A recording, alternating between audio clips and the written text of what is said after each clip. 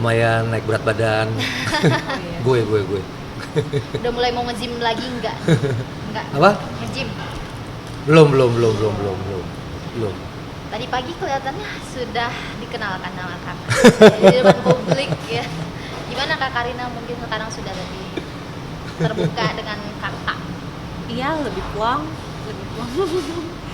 Apa ya, mau cerita apa nih? Tapi tadi pas ketemu sama Kak Karen gimana sih? Apalagi kan di TV ya. Kalau berbicara ketemu itu udah sama Kak Karen tuh udah sekian kali ketemu. Nah, kalau yang tadi pagi di acara TV itu memang udah terjadwalkan. Tapi nggak, sumpah ini demi apapun nggak terbayang, nggak terencanakan juga dialognya akan sedalam itu. Jadi waktu di calling sama pagi-pagi Ambiar itu yang dikasih kisi-kisinya tuh tentang mendalami hubungan kami berdua.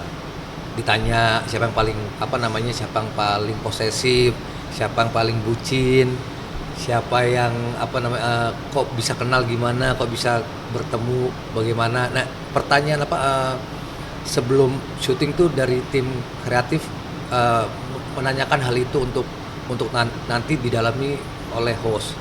Nah, pas kami hadir di sana kayak jadi acara ini yang ngunduh mantu. Kayak jadi acara lamaran. Saya nggak persiapan apa-apa untuk menghadapi kondisi seperti itu, ditodong dalam tanda kutip, artinya positif ya. Pertanyaan untuk menyatakan di depan publik live lagi nasional, bentuk keseriusan saya terhadap Karina. Mampus, gue nggak bisa pidato. Akhirnya tadi yang muncul waktu ditanya kakak, akhirnya saya cuma jawab, Karina, saya siap menjadi pendampingmu yang terakhir. Kak Karina gimana Mas yang mau ngomong kayak gitu? Itu aduh. Ini mudah-mudahan pernyataan yang oke nih. Ditodongnya tuh yang perasaan waktu di briefing nggak begini. Jadi cuman ya untungnya ya semoga jawaban dari saya tuh memuaskan para host yang ada di situ, khususnya ke Karen. Kalau Kak Karina mungkin pas Mas Yama ketemu seperti apa sih sama Kak Karen? Kayak udahlah inilah gitu, yakin gitu. Apa ya? Deg-degan, jangan nanyain soal kakak deh. Deg-degan. Iya. Tapi Kak Karina udah yakin nggak Mas Yama bener yang terakhir yang tadi disebutin sama Mas Yama? Amin dong. Amin. Udah mau yakin aja gitu. Tapi sejauh ini kan kalian pacarnya sudah berapa bulan? Kalau ketemu kan Oktober. Kalau tanggal jadian, aduh kita bukan anak zaman dulu ada tanggal jadian. Tembak-tembakan Oke deh. gitu? Nggak ada kan ya? Nggak ada. Langsung aja ketemu? Ya tahu-tahu berjalannya waktu semakin terbiasa, semakin menemukan titik kenyamanan dan kecocokan. Ya kata sayang itu keluar dengan sendirinya. Jadi nggak yang tanggal segini kita jadian ya, terus kita panggil sayang itu kayaknya terlalu kaku deh. Jadi manggilnya apa? Apa? Oh, Mas Yama. Mas Yama, iya. Maksudnya ya ketika kenyamanan, ketika kecocokan, ketika rasa itu tumbuh kan, keberanian mengucapkan kata sayang ke pasangan kan, itu biarlah itu keluar dengan sendirinya gitu. Kalau manggil dari awal sampai sekarang dia konsisten Mas Yama. Dan gue jarang banget dipanggil Mas Yama. Temen-temen ya kalau Yama iya, paling yang orang-orang yang respect lebih banyak manggilnya Bang Yama gitu. Gue akan dipanggil Mas Yama kalau gue pulang kampung ke Semarang atau kalau gue lagi di mana, lagi di daerah Jawa, misalnya di Jogja atau di mana di Jogja, di Surabaya. Nah baru orang mungkin manggilnya Mas. Nah ini ada wanita ibu kota manggil gue Mas tuh kan, gue yang enggak Oke. gue jarang dipanggil Mas Yaman nih gitu. Nah, kemarin juga tahun baru sempat ke Semarang ketemu sama Iya keluarganya dong. Mas Yaman. Gimana mungkin Kak Karina kemarin pengalamannya di Semarang Seru. ketemu sama keluarga? Iya, keluarganya Mas Yama penyayang juga. Seru. Jadi nggak ngerasa kaku sih karena udah kayak keluarga banget langsung. Gitu. Nggak kayak takut canggung gitu atau gimana? Nggak pertama ketemu gitu sama keluarganya? Enggak, malahan baru ketemu langsung gandengan tangan ya Iya.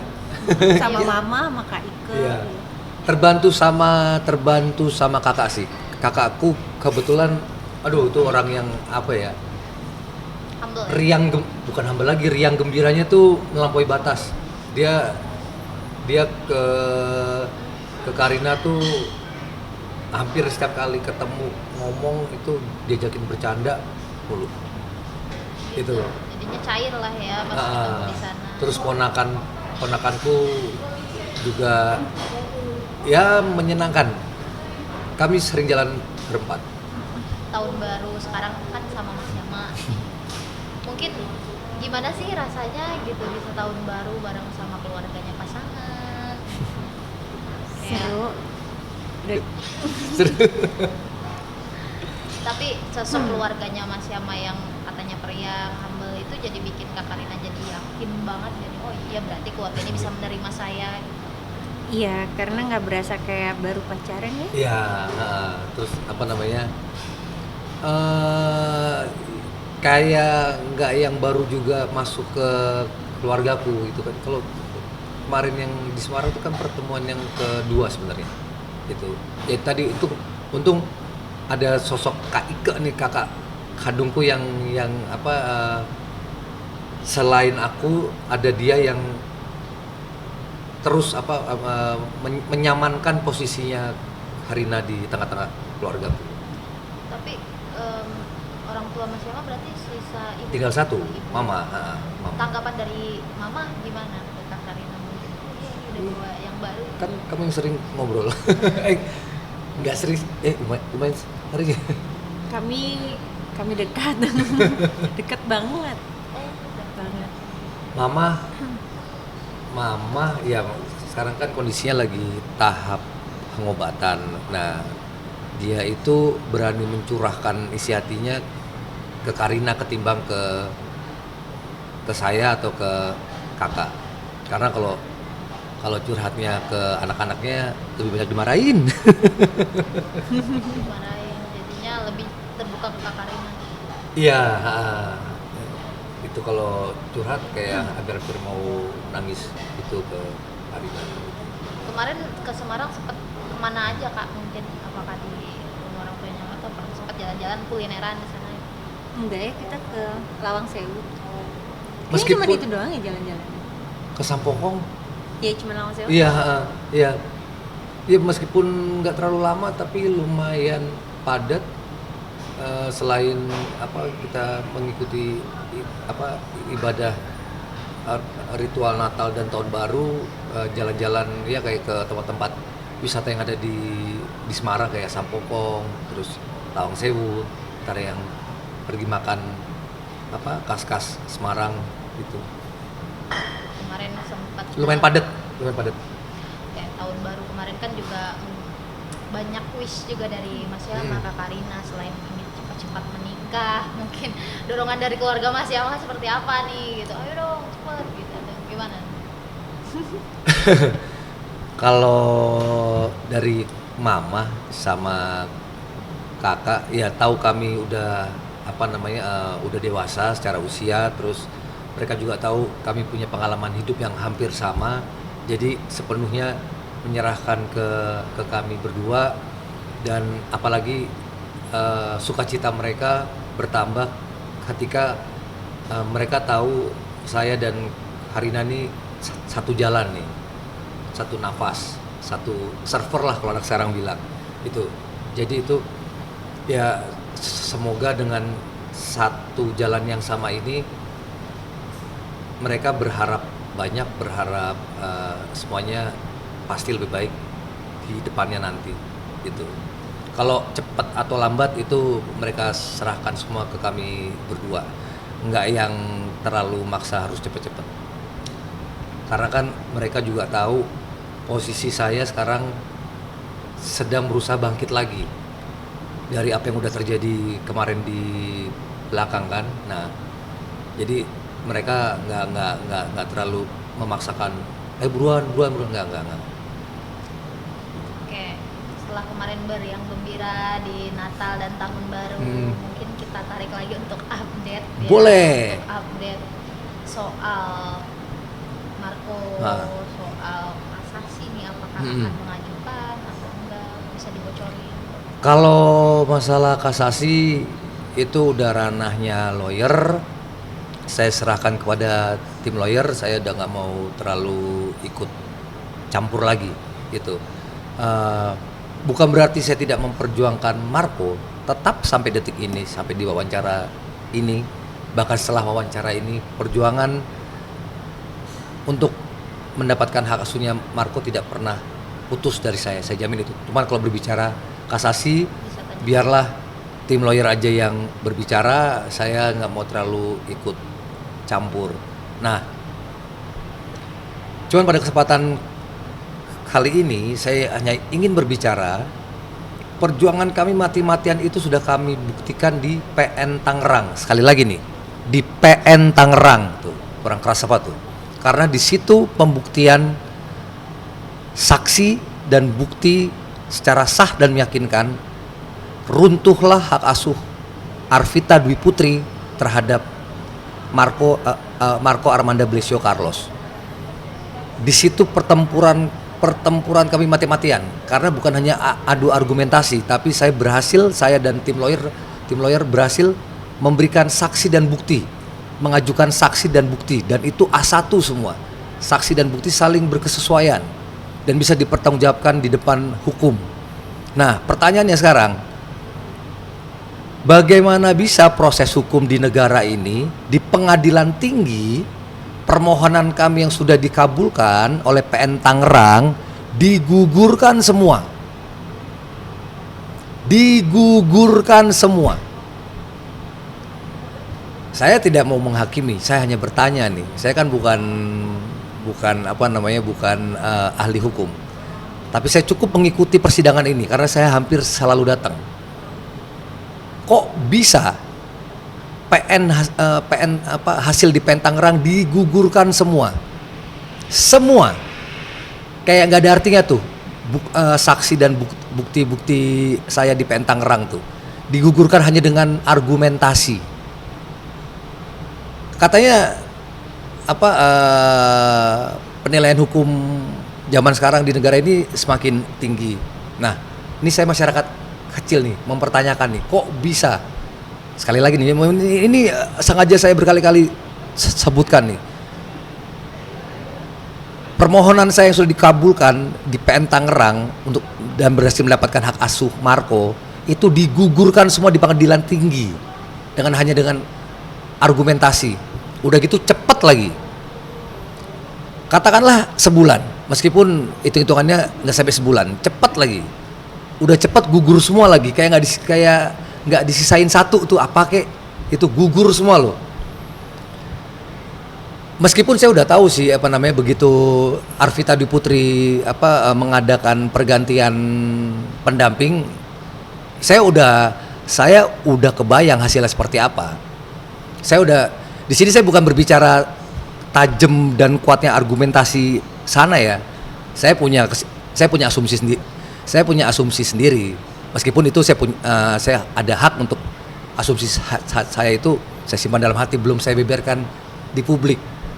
Saya yakin kok kalau mau tajaman argumentasi itu pembuktian saya hampir tidak bisa digugurkan. Kalau caranya ini ya, caranya sesuai dengan aturan main ya, itu kuat kok bukti dan saksi saya tuh, saksi kami itu kuat kok, berkesesuaian semua dan bisa dipertanggungjawabkan. bisa gugur semua dalam jangka waktu ya katakanlah sebulan lah.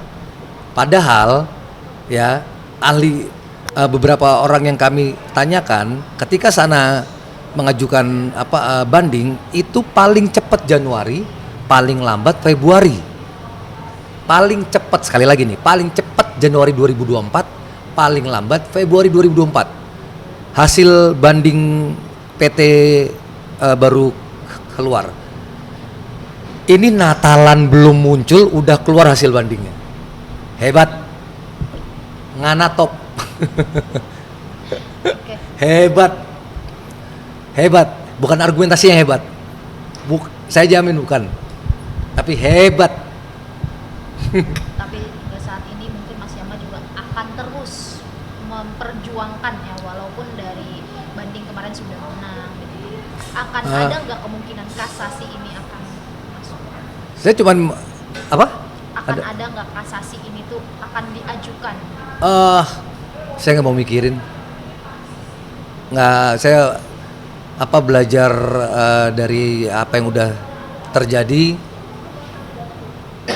Bukan nggak mau mikirin ya, tapi udah kalau caranya seperti ini terus udah kebayang hasilnya seperti apa. Mau kasasi kayak mau kasasa kayak mau udah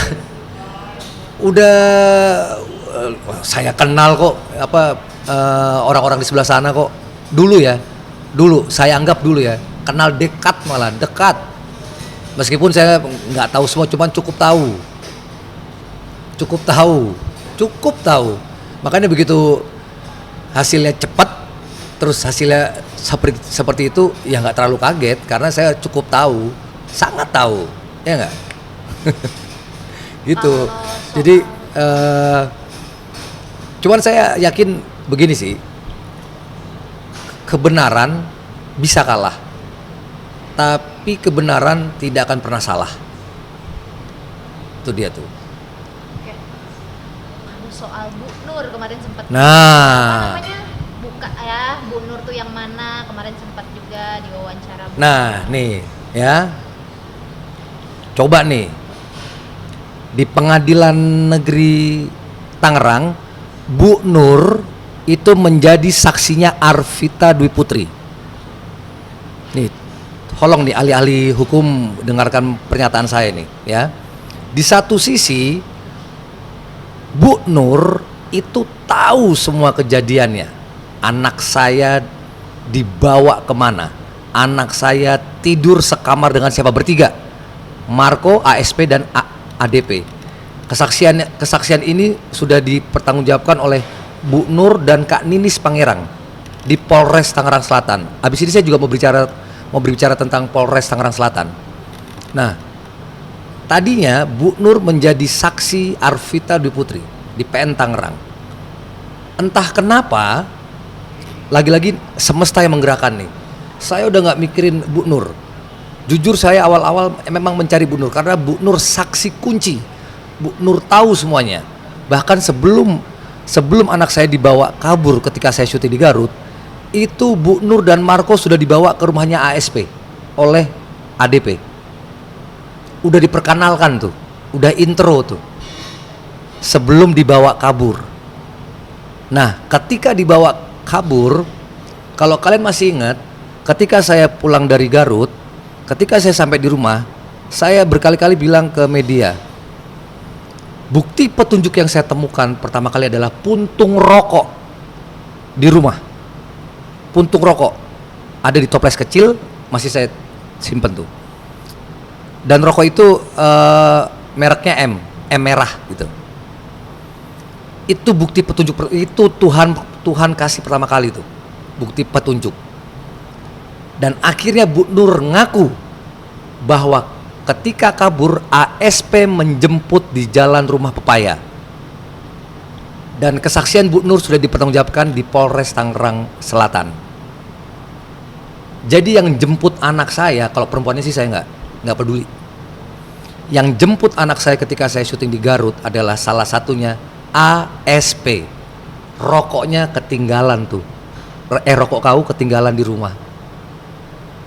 Berarti benar yang orang bilang, nggak ada kejahatan yang sempurna. Akhirnya Bu Nur bilang kan, iya Pak, ASP yang menjemput Marco di rumah, menjemput kami semua di rumah. Mau ngelak kemana? Kalau begitu Makanya saya juga beberapa kali bilang, pernyataan Kak Ninis aja berani dibantah sana loh, dibilang fitnah. Kak Ninis Pangerang ya, yang tinggal 3 bulan terakhir bersama ASP, ADP dan Marco. Nah Bu Nur nih saya pengen tahu nih, mau dianggap apa nih kesaksiannya nih? Mau dianggap fitnah juga kah? Jelas-jelas Bu Nur hampir 24 jam itu bersama Marco terus, sampai Marco dibawa kabur ke Riau, Bu Nur pun ikut. Bu Nur tahu semuanya, bahkan Bu Nur tahu bukan dari nol, bahkan dari minus tuh. Dan Bu Nur akhirnya Bu Nur waktu saya kemarin ketemu Bu Nur lagi, Bu Nur apa kayak ngingetin, Pak Yama pernah nggak sih? Pak Yama ingat nggak waktu itu saya pernah nanya ke Pak Yama, apa Bu Nur? Pak Yama nggak curiga Ibu mainan TikTok? Iya saya masih ingat, dan jawaban saya pun saya masih ingat.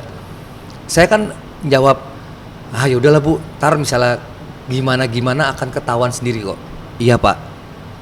Emang kenapa Bu? Ya itu, kenapa saya nanyain itu, karena saya sudah tahu sosok ASP.